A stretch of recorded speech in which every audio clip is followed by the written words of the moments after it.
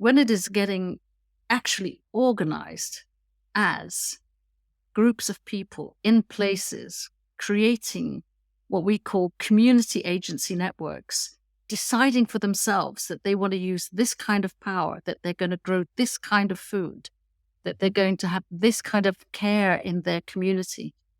That is the power of people coming together, recognizing each other in this era of, rebuilding social infrastructure. Hello and welcome to Planet Critical, the podcast for a world in crisis. My name is Rachel Donald. I'm a lecturer, a climate corruption reporter, and your host. Every week I interview experts who are battling to save our planet. My guests are scientists, politicians, academics, journalists, and activists. They explain the complexities of the energy, economic, and political crises that we face today, revealing what's really going on and what they think needs to be done. This is a critical time for our planet. It demands critical thinking. Click the subscribe button now and go to planetcritical.com to learn more. My guest this week is Indra Adnan.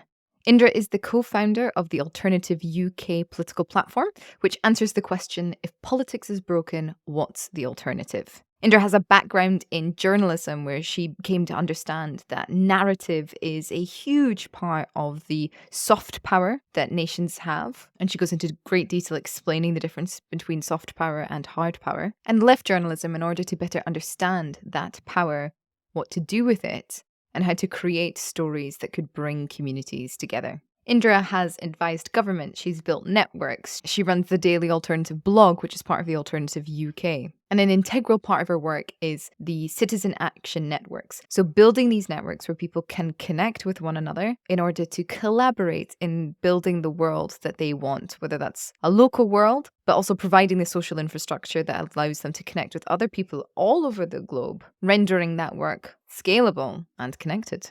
During the episode, we discussed the details of what is the problem with mainstream media and how we can fix it. We discussed the power of narrative, of story, and how to reimagine the story of now in order to get people on board with building a new future together. We discussed creativity. We discussed the education system, social architecture, the economy, disconnection, the private sphere and the public sphere, and a new politics centered around relationships. I hope you all enjoy the episode. If you do, please share it far and wide.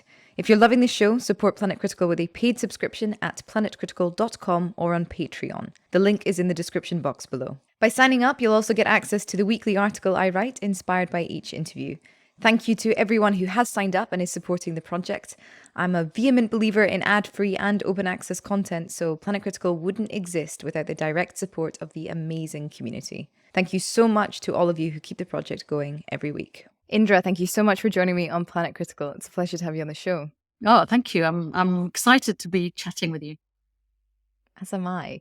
Could you give a brief background of your quite illustrious career of campaigning and working with the people around the UK, just for anyone that hasn't been introduced yet to your work?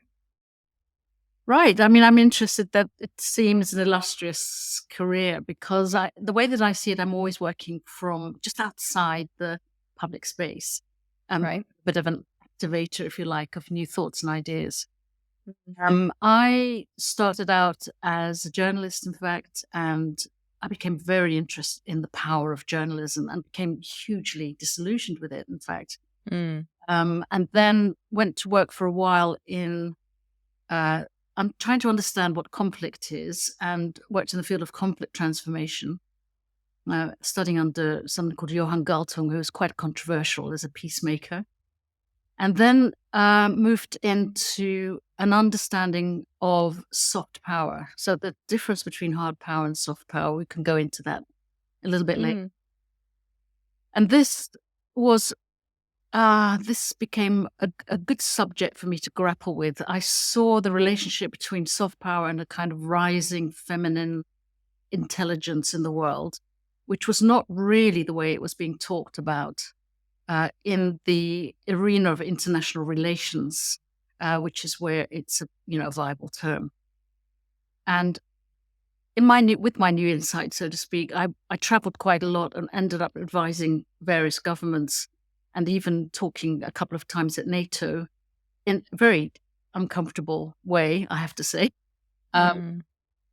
And maybe that's what you're describing as quite a career. I was talking about the power of soft power and writing for The Guardian for about 6 years Mm-hmm. before I challenged myself to try to embody this change that was possible as a result of understanding what soft power is. So at that time, I decided I do need to go into an understanding of what politics is. What is the structure, if you like, the story structure of politics, that what it is today and how it makes us all so powerless. And I joined a think tank and even stood to be an MP at one point, but it was just a story of constant disillusion with these ideas of power. And finally, I started this platform called The Alternative UK at the time with my co-initiator, Pat Kane. And we were simply asking the question, if politics is broken, what's the alternative? Did that for 5 years. Well, we're still doing it. And over that period of 5 years, you'd be happy to say we actually came up with an answer to that. There is an alternative. So now we're more focused on trying to bring that alternative into being through a number of more focused initiatives. And that brings us more or less up to date. Somewhere in there, you might want to pull in the fact that I'm also a psychosocial therapist. So I was practicing as a psychosocial therapist for a few years, although I don't do that so much anymore. I would love to tackle the sort of 3 major points that you raised. So number 1, because I'm also a journalist, would be what the problem was with journalism. And then moving on to a definition of soft power, what that is, and hard power and the relations that we see. And then obviously this alternative to politics, and how it can be manifested or built, hard won by communities. So let's start with journalism. What was there an event that a sort of singular moment that brought you to become disillusioned with the industry, or was it a gradual awareness? Both, of course, but I can remember that it was my first job actually coming out of university. I found myself working for an organization called World News Media. And I was specifically working on cosmetic world news, which may still exist today. So I don't want to bring it into any disrepute. But it was just the power that I had. Well, no, I was actually working for Food World News, and there was 2 of them, cosmetic and food. And I just noticed that even as a young person, 22 years old, I could go somewhere, write a story about this place and change its fortune, actually. I could pick up a company and write a piece and it would change its market position.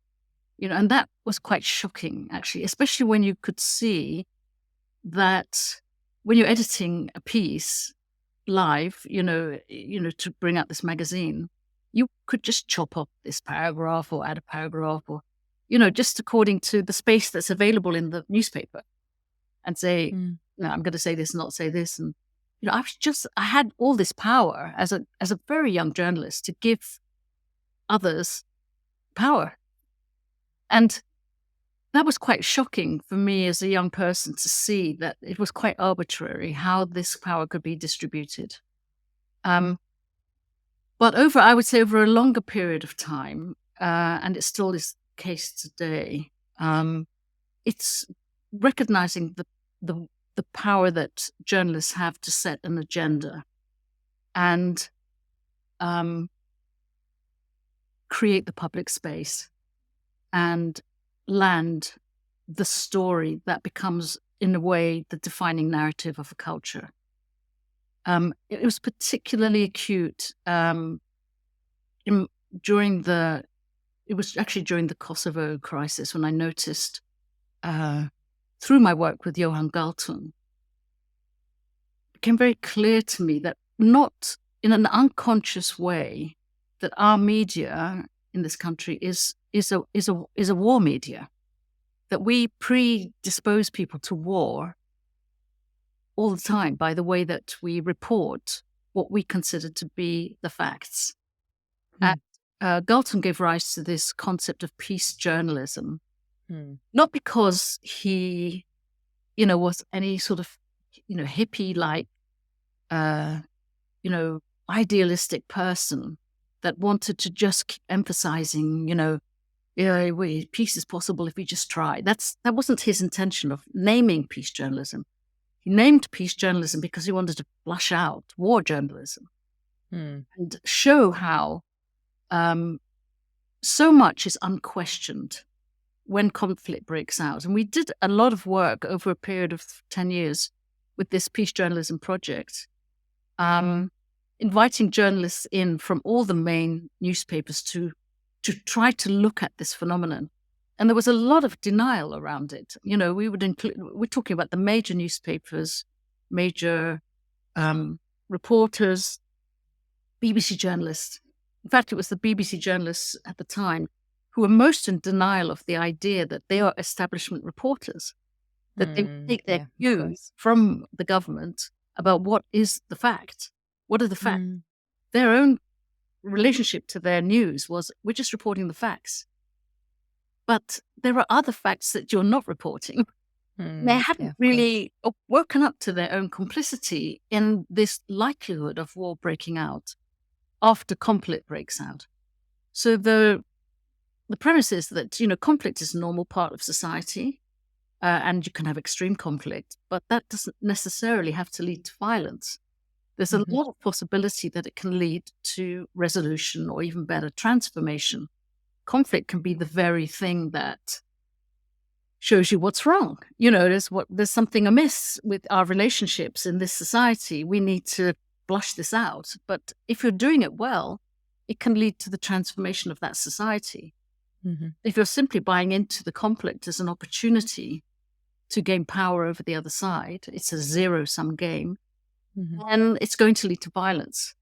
And this culture of it constantly likely to lead to violence was also something that buys into the whole military-industrial complex. We have the tools ready to go to war. We're going to have to use those tools. That's what we've been saving them up for all this time, right?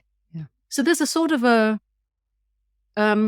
likelihood of violence coming from conflict that is held without question in the inevitability in this industry that we were trying to flush out. That's an extension, really, of what I was discovering as a young journalist, that the person who writes the story gets to name the action or gets to name the truth or the dynamics of a situation where so much is possible. It's sort of shocking to see how far behind the industry is in regards to the academic literature. So academic literature for at least 15 years has said, objectivity, unbiased, impartiality, those things just don't exist. They don't exist for any human being, and they certainly don't exist for journalists, and people report from within their spheres. And that's not even building on Chomsky's, unconscious bias theories. That's, social studies that have sort of hammered out the data and gone, right, no, this is a problem.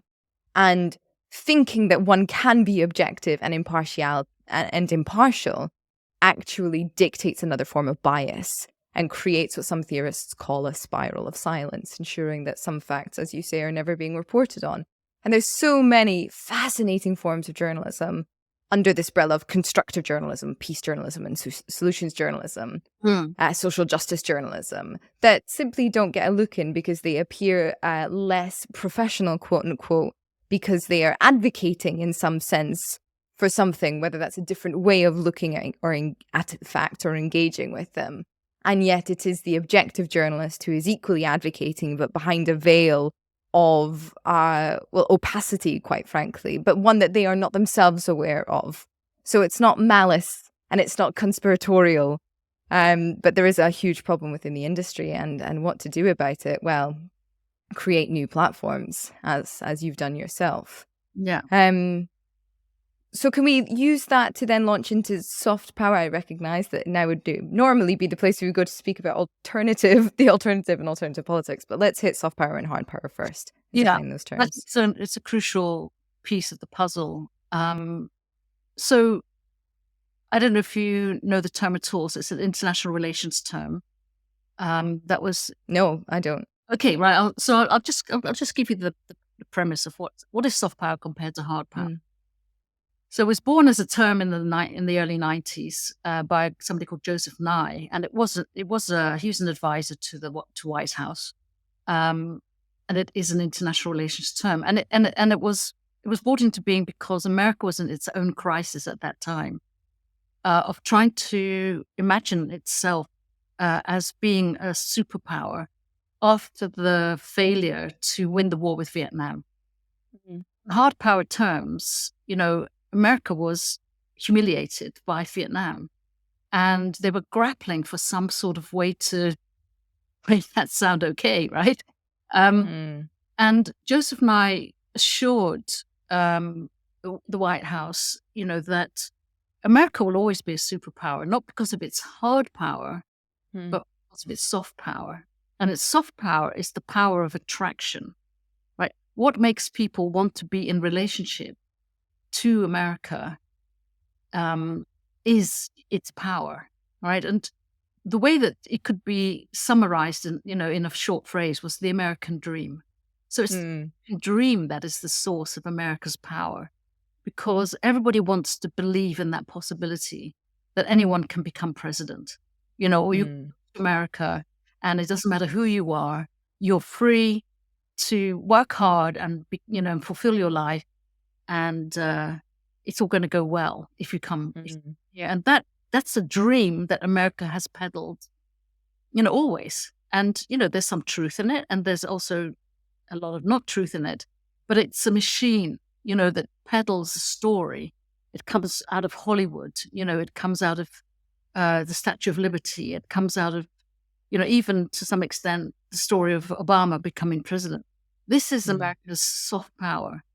And because of its soft power and the way that everybody can identify with its message, it will always be influential over lives everywhere, because it positions itself as the home of your dream, the home of your possibility of becoming somebody. And it's been incredibly effective over the years. We might now be in an era of the decline of the American dream.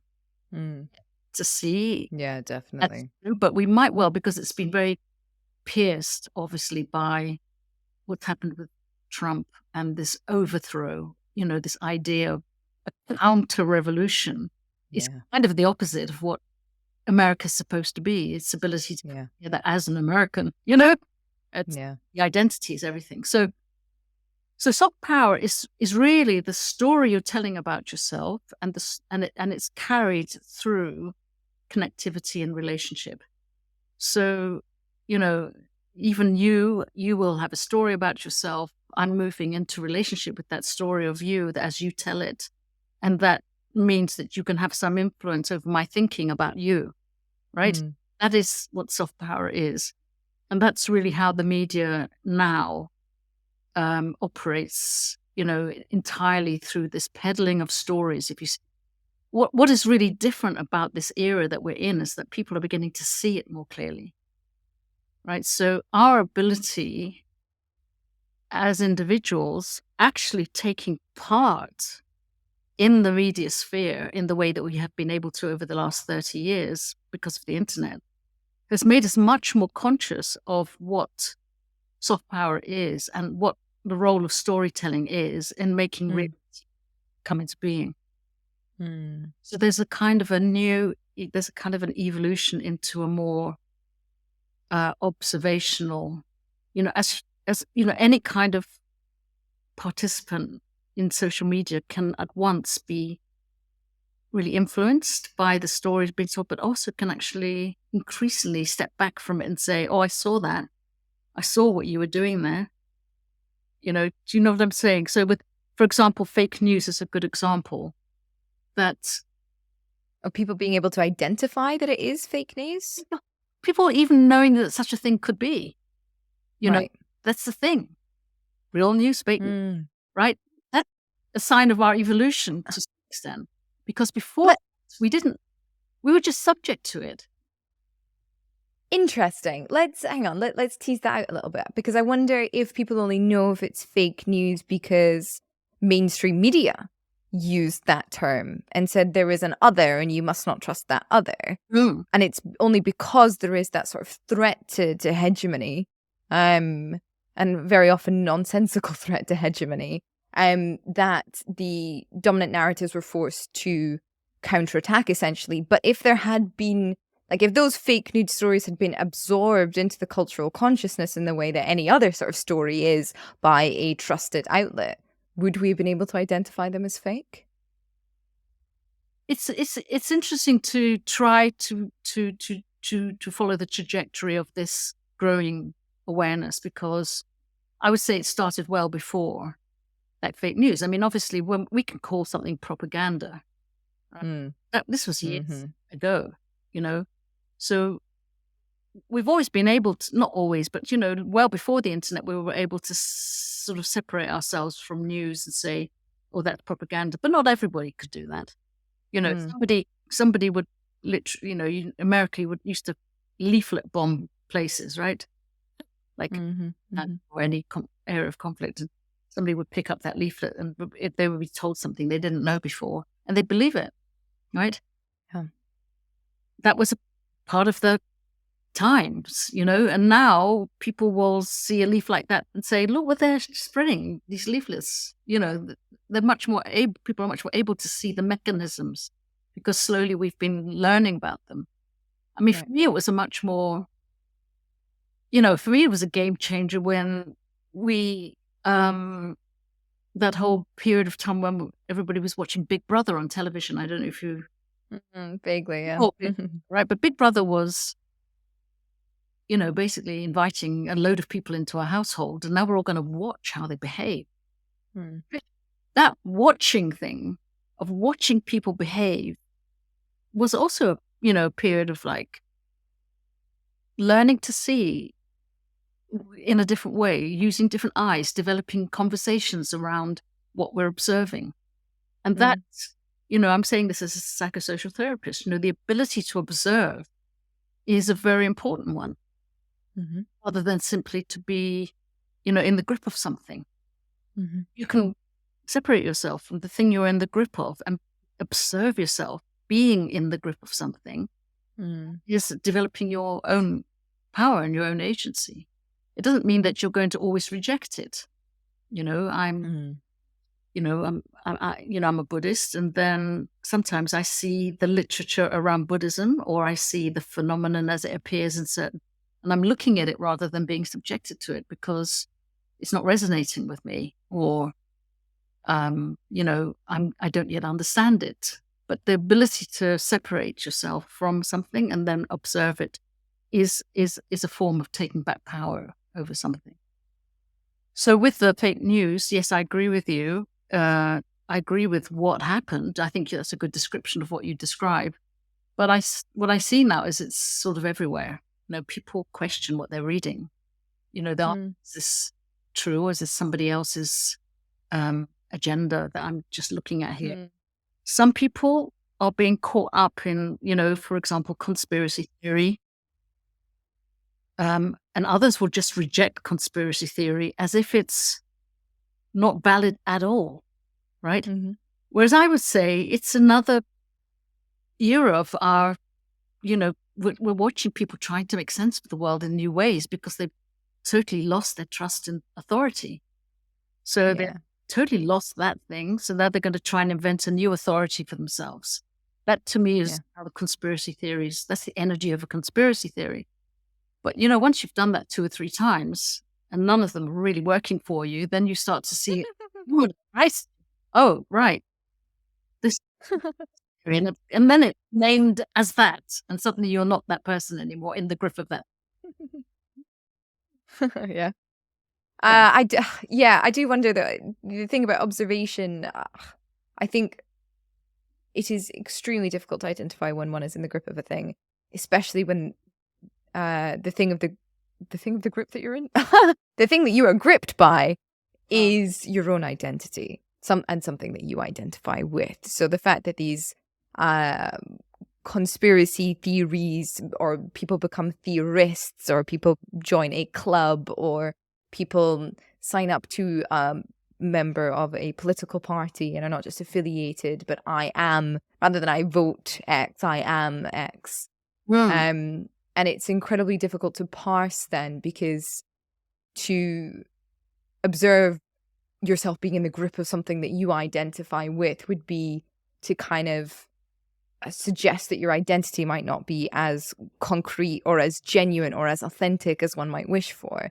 And I've thought for the past few years that perhaps it is this sense of like growing precarity and uncertainty in the modern world, especially for people who were previously sort of protected or promised to enter into, or at least stay in, the middle class. With that sort of being taken away, and with the American dream being taken away, everything that modern capitalism promised, to then sort of have the capacity to engage with one's own identity and think, oh, that might not be what it is, or what I once thought, or that might not be solid either, doesn't leave people with very much, especially if we live in an atomized world where we don't have communities, because that's why people rely so much on their own identities, isn't it? Because we don't have community. No, I think you've put the problem very well. And I think that if you can, I'm just, so much is flooding in now from what you're to sort of, but I would say that to be able to sit with loss of identity, it's hard, but it's also almost like this, the structure, the infrastructure you need to build to be able to go to the next of your identity. Yeah. If you remember being an adolescent, that was just, it was part of growing up in a sense. And you've got to become able to be in, we've all got to become able in a sense to be in this uncertainty in order to find a new source of strength. If we one source of strength to the new source of strength, then we're still in a way dependent on an external source of strength, like an external, you say, belonging to a Labour Party or belonging to a Buddhist movement, whatever. If that becomes the thing that you are relying on for your identity, then you are vulnerable anyway, because that could easily explode. And, we're in this bigger picture now, which your podcast, really draws attention to. We are in an emergency, or at least we have conceived of it that way, right? Something is really breaking down. Yeah. That's for sure. So even if it's just the public imaginary, the social imaginary, it's breaking down, right? And we need to refine it. First, we have to be okay with its breaking downness and thing around even what we're doing at this moment is trying to story this reality that we're in now. Because the way it can look to us, we use these words precarity, and we use vulnerability, and we use, their fear words. But how about we think about it as growing into something that we've not been able to be until now? Okay.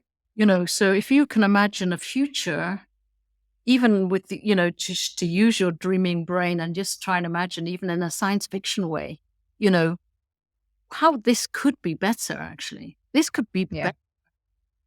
And then try to imagine that actually what you're in is in that becoming. I'm becoming this. And it really changes the emphasis on what is your daily experience of life. Day you're waking up and thinking, I'm becoming that thing. We as a society are now becoming this possibility. It really shifts your idea of what this moment is. And I think that's absolutely crucial, that we change the discourse, we change the conversation around this, what this moment is. Because the minute you do that, you can sense your agency for the first time. And in fact, you then know what it is you're getting away from, which is the world in which you had no agency, the world in which... So in many ways, it's a bit like child moving into adolescence. but imagining adulthood, we're Mhm. mature now as a global society. We've never been able to do it until now. And let's commit to that future.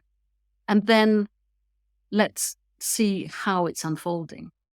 How concretely is this thing unfolding? Show me the evidence, right? Mm. And I'm there for it. And that's really the call for us of, after 5 years of doing the alternative, we've seen that there is something actually really in reality arising, and that most people have no access to this because the media is telling us that we're in collapse. We're in collapse. We're all going to be scrambling for the scarce, resources that we have. Human beings are powerless to stop this. It's all down to the scientists. We have to rely on them to save our skins. That's the story. We're in that. I have to say I disagree because I wish I would like to see more of that story. I think we're still in the story of like, yeah, things are quite bad. People are working on it. Things might be very bad, but we're not going to tell you exactly what that means or what that looks like. And therefore, everybody is sort of constantly disempowered because there is no. I mean, how can you have any agency in a world that hasn't yet been painted for you? So I mean, I really don't see any discussion of resources. I don't see any discussion No. of collapse. I see certainly in mainstream media, no grappling with, capitalism might not be the way forward. You might get the odd thing from like George Monbiot, who is an absolute legend, in The Guardian. But typically, I think we're still in a story of denial. And I think then for people that do begin to educate themselves, very often you go to collapse. And everything, this is an absolute disaster. I would have never thought to learn so much about how all this could possibly go wrong. It must inevitably go wrong then. Even if you look at the social science studies of like, empires or civilizations typically last, I can't remember, 8,000 years and we're on 10,000 and blah, blah, blah, blah, blah. That's incorrect. Everybody who just listened, those were random numbers. Please don't quote them. Yeah. But it seems to me, absolutely, though, I do agree with you that the possibility of it all, the potential of it all, and the willingness of so many people to do something with it and about it is fantastic. And if we don't change the narrative and if we don't offer the narrative, then there will be no way through. We really need to build the story of now in order to get there. Yeah. So I'm going to try to be in this conversation with you specifically. Great. Right? That's because I totally get what you're saying, and I'm not going to deny any of what you're saying. That is what I think is the mainstream story. So, but my question to you is, what's happening to you in this podcast? Because you're committed to this, right? Yeah. So what's happening to you? Where do you think the reality lies about the future? What do I think? Well, I don't think the future's made in any way.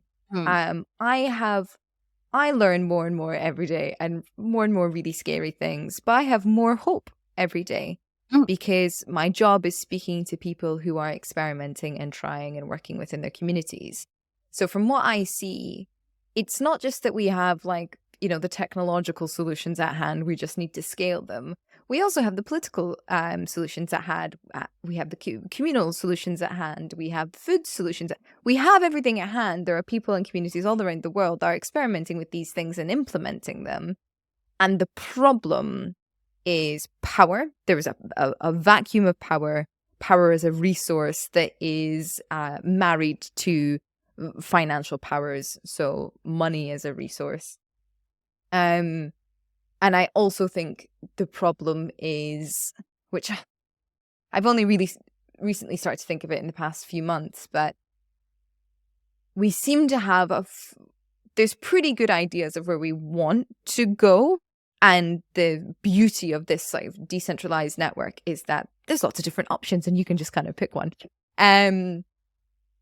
But how do we rewrite, exactly as you're saying, how do we rewrite the story of now to adequately and accurately reflect the truth but also the possibility of the next step.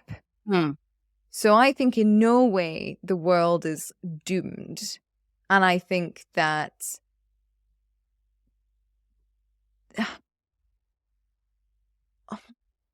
I think also like the current, it's just not that great. Like there's lots of things I want to keep, like vaccines and medicine and all this kind of stuff, but generally like let's strip some of it back to its bare bones.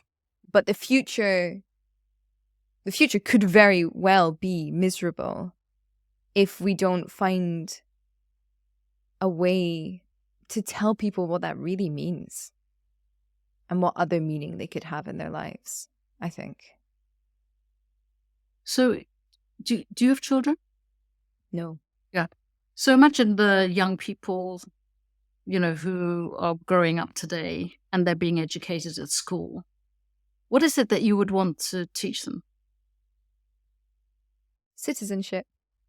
Uh-huh. I would want to teach them how to speak to one another with kindness. I would want to teach them that their strength lies in their relationships to one another, to the planet, to their food, to art, to creativity. I would want to teach them how to enjoy creativity and the uncertainty of creativity and build resilience in that. I would want to teach them how to like be bored, how to accept being a bit bored and being restless and being a bit uncomfortable. Mm.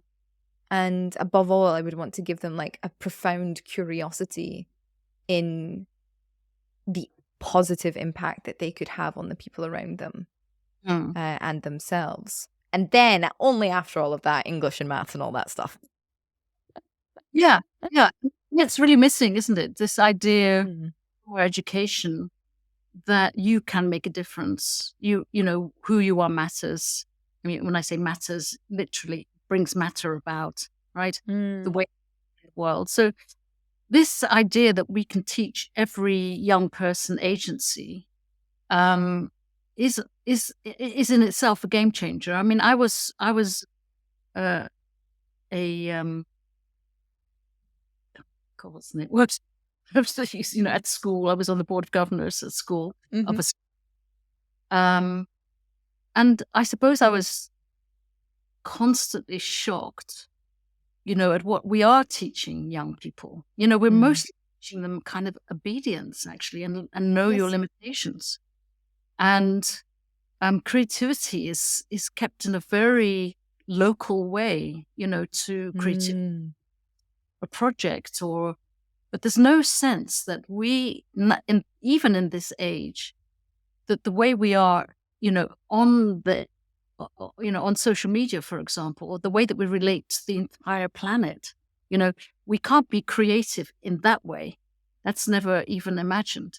And yet we know now that that is the world in which we live, that we can infect people with new possibilities all the time. I mean, this, I suppose Greta Thunberg was just a demonstration of that, that you can change minds.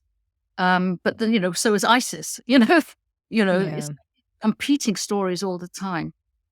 But in really practical ways, the building or the creation of a new architecture of possibility, how young people, how people themselves, and I'm not going to say only young people, this includes everyone, can begin to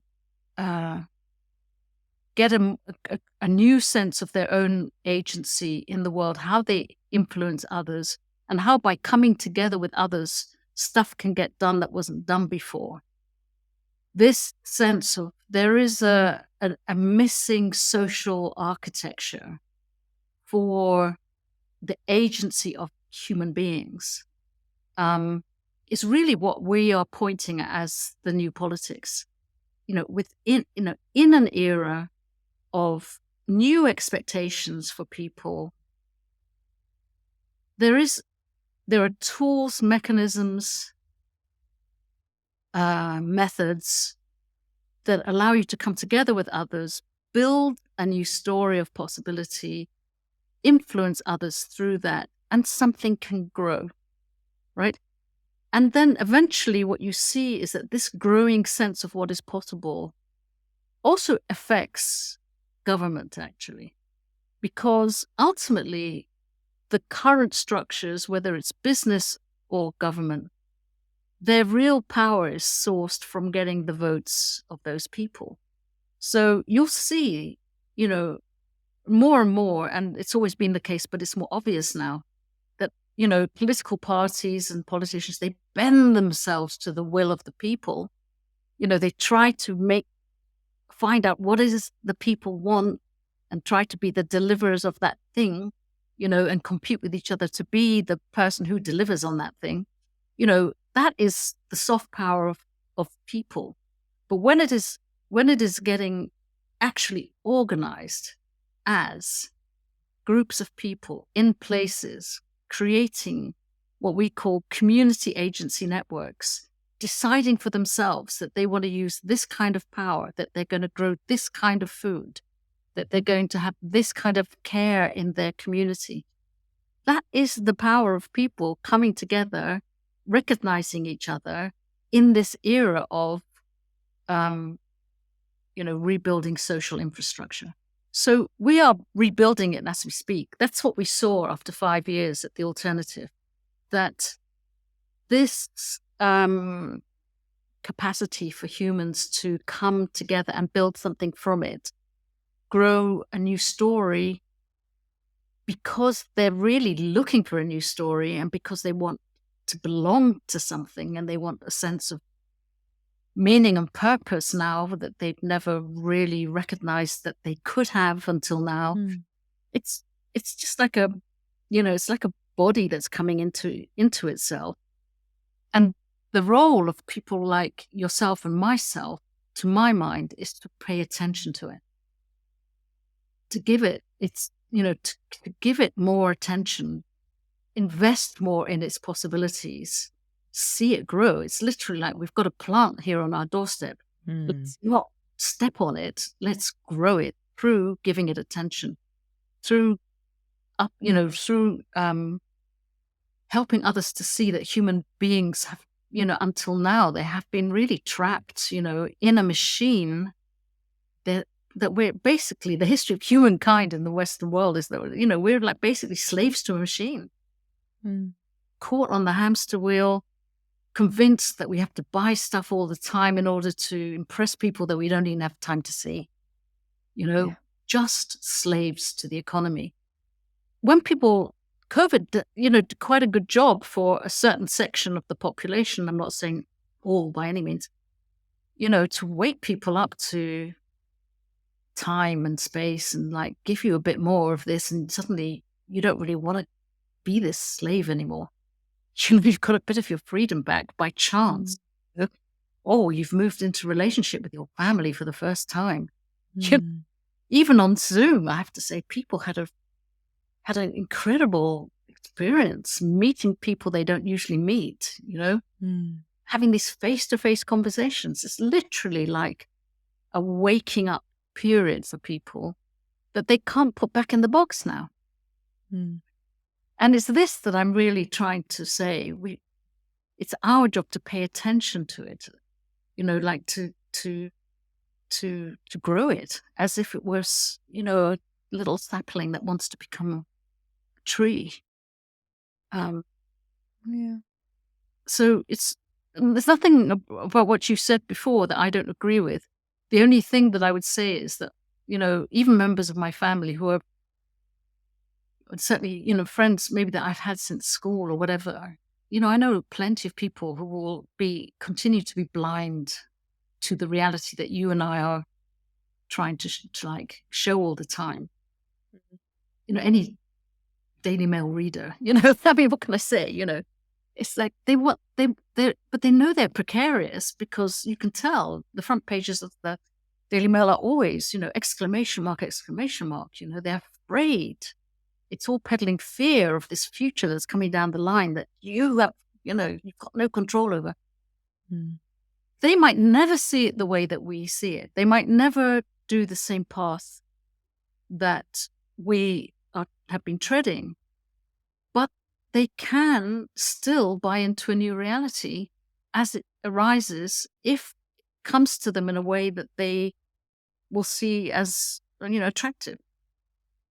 For Yeah. example, I mean,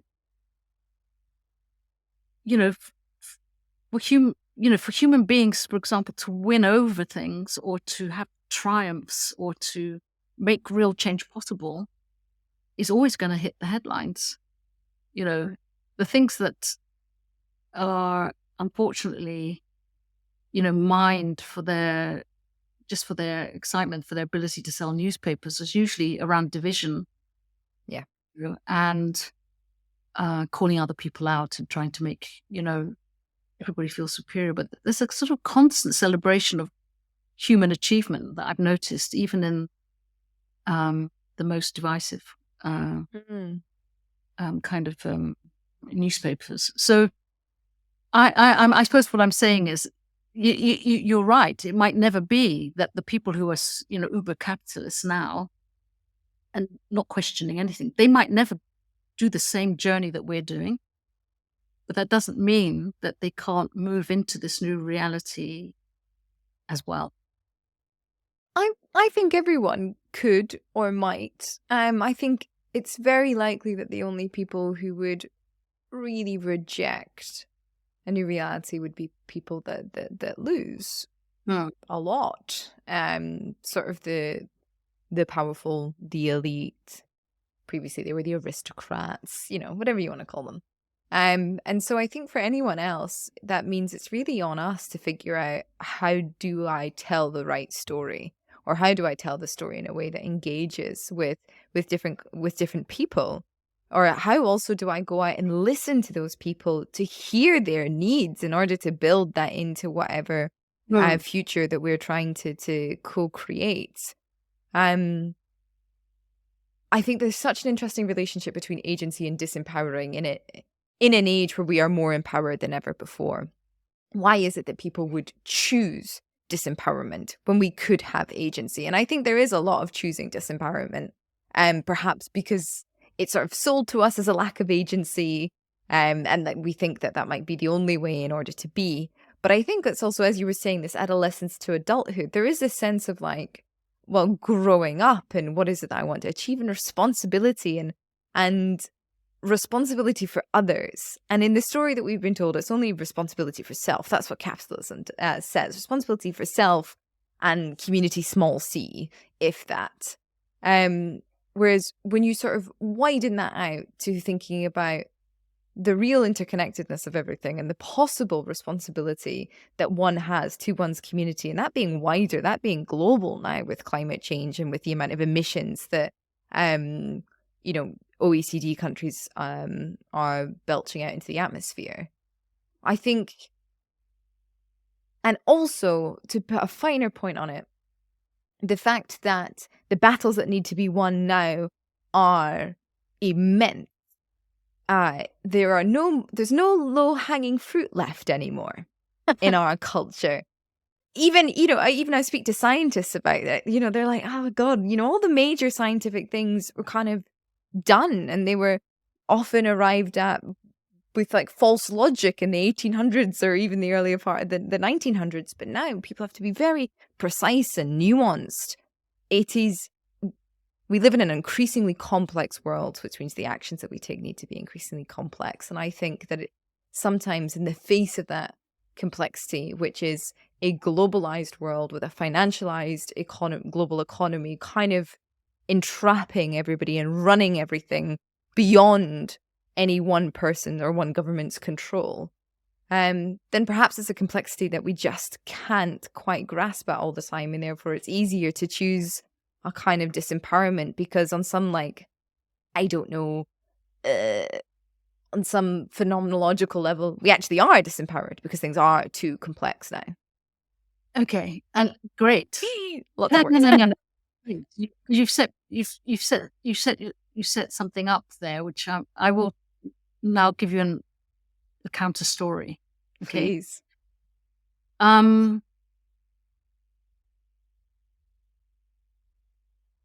Let's start with the idea of complexity. Or no, let's start with the idea of disconnection. Mm-hmm.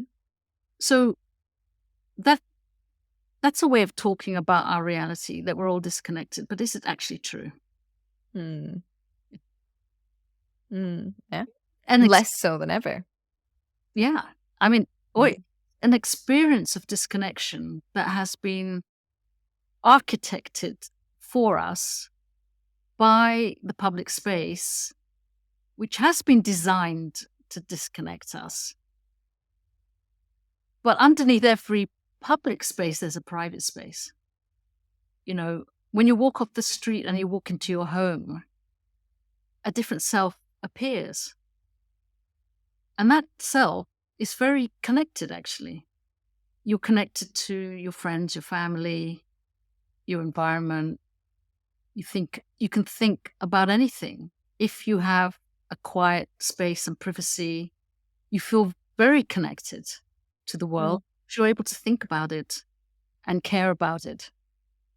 And I would say that it's kind of a male-female language problem we have here. Because the language of connectedness, relationship, love, care, is just as present, actually, in our world, but it doesn't have the same valency. It doesn't have the same. It isn't given the same power as the language of disconnectedness, which is about you have to buy into the public space through getting a job, clocking up your hours, earning a salary, feeding the machine. You become part of a bureaucracy. And it's through the lenses of that bureaucracy that things can't flow anymore. And that's why everything looks so complex. So when you're trying to scale something from small to large, it looks complex because of the straight lines that you're trying to, capture the increasingly distant realities that you can't really see. And these straight lines are kind of fake. They're just representing the relationship between you and the rest of the world, which you already know is not very real, right? So, but you have to obey it. You have to obey the money system. You have to obey the political system. You have to obey the hierarchies because it's the only way that we get organized. And because we haven't been able to ensure the future of our world, we now acknowledge, it's all too complex, right?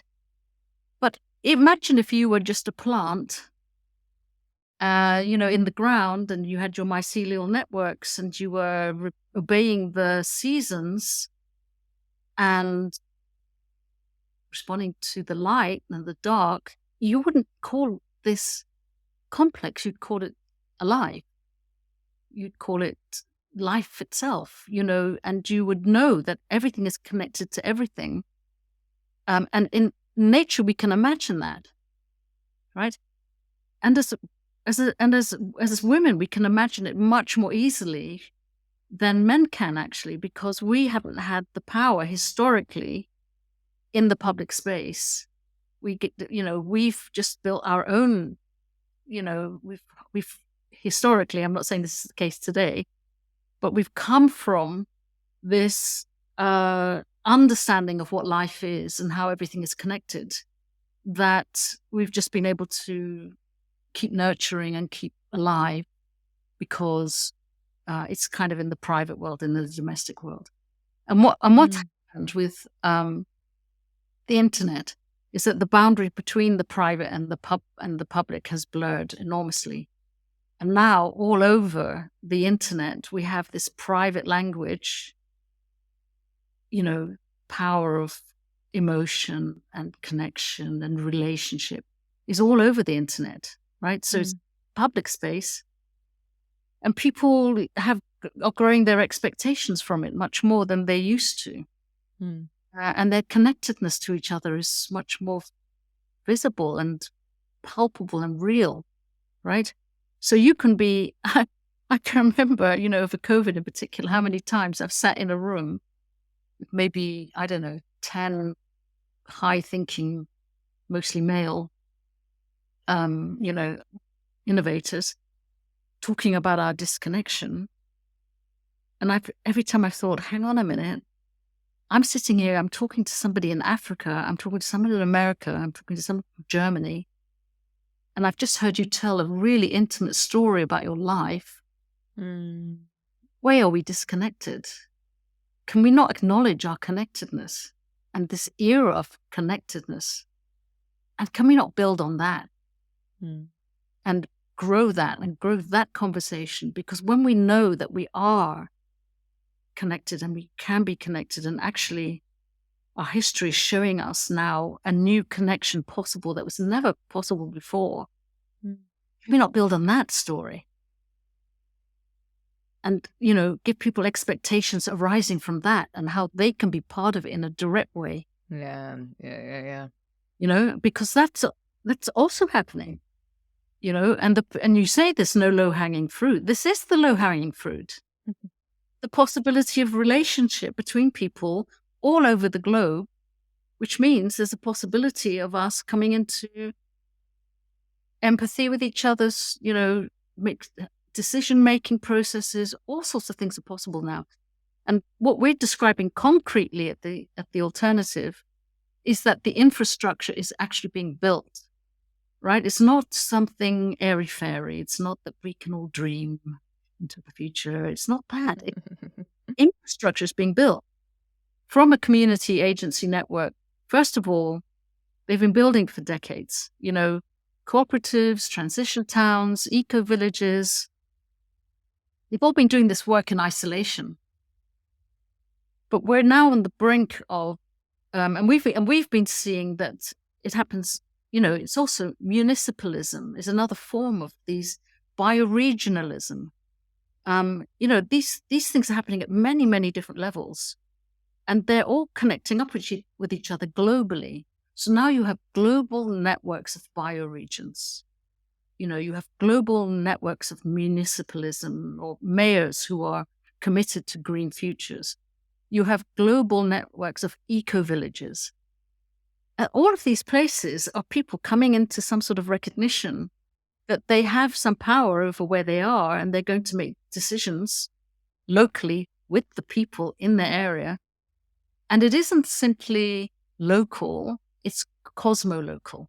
So cosmo-local means, yes, we're on the ground, but we're also connecting at the global level.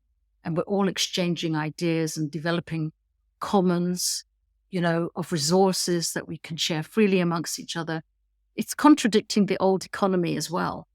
So all of these possibilities that were once just possibilities, something you could write a book about, Kim Stanley Robinson, I loved your interview, right? But it's also real. There's actual infrastructure being built now that makes these things real, makes it possible to distribute resources in new ways, and new stories arising. And mostly for pockets of people, the story of the future is unfolding in quite a different way than the one you described.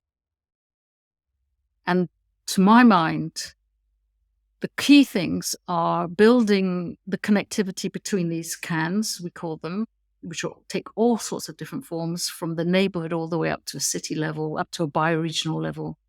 This is about people coming together and realizing things.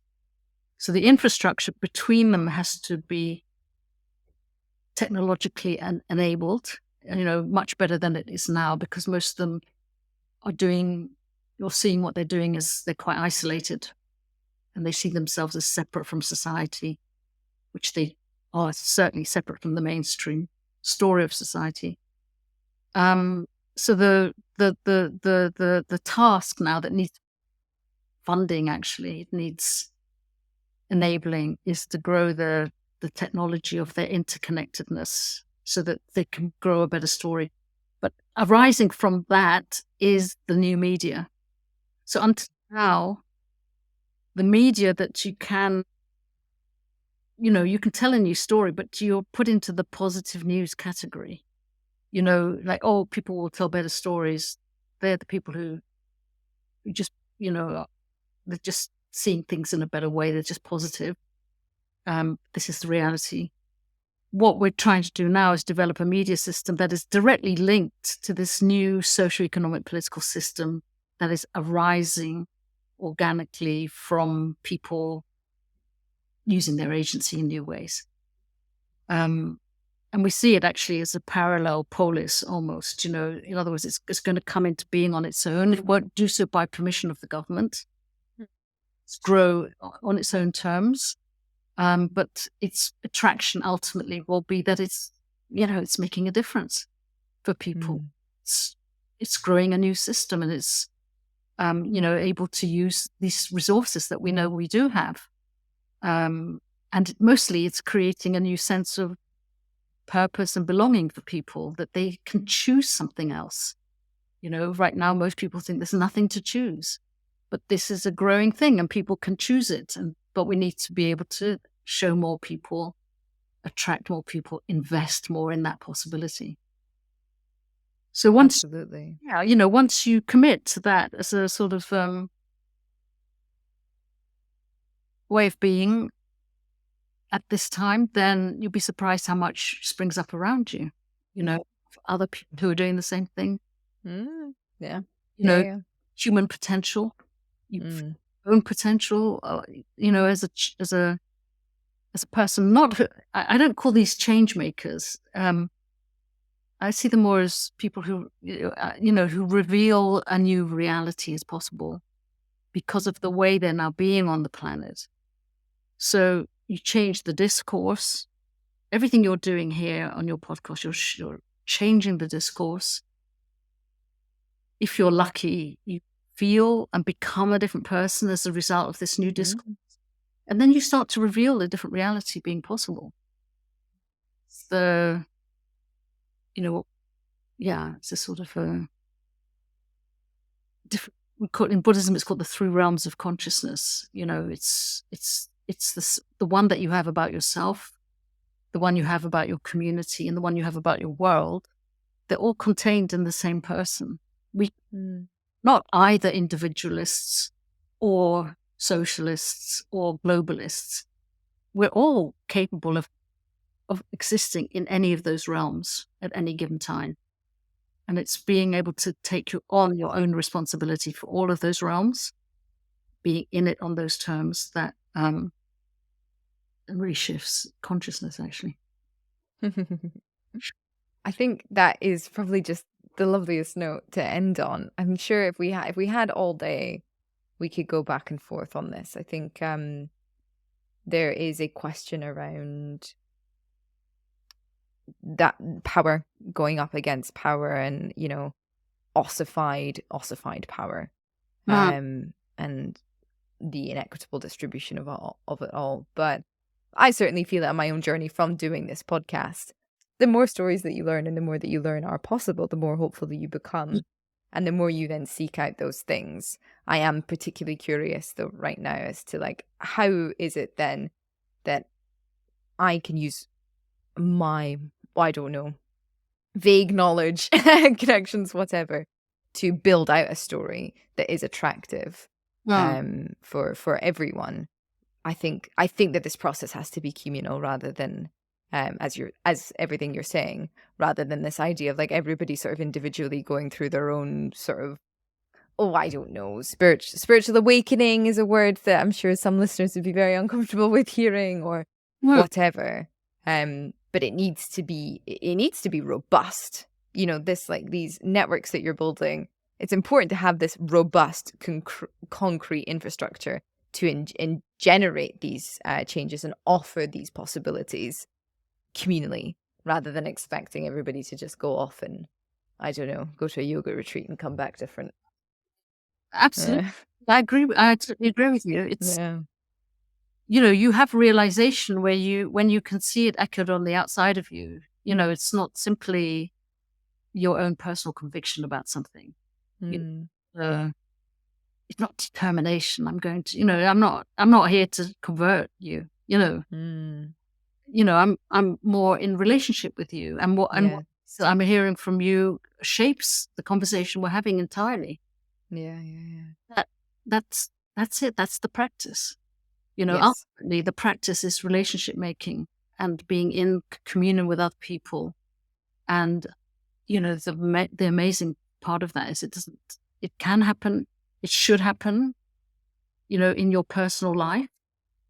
The greatest gift is to have somewhere you can go regularly to have that communion with people and be able to speak into that space what you are experiencing, and then hear from others how they would respond to what you're saying, or how they might give you an alternative to what you're saying. And you grow your awareness of what it means to be you in this world, but also what it means to be the other. Yeah. So diverse space, the more diverse those spaces are, the better. Really hearing from other voices and seeing how that changes who you are. That's the area of growth, and it's very available to people. Even whether it's in a pub or in a football club or in I don't know, a coffee morning, whatever. To commit yourself to that sort of growth through conversation and through relationships is an incredible practice, to be honest. Especially at this time.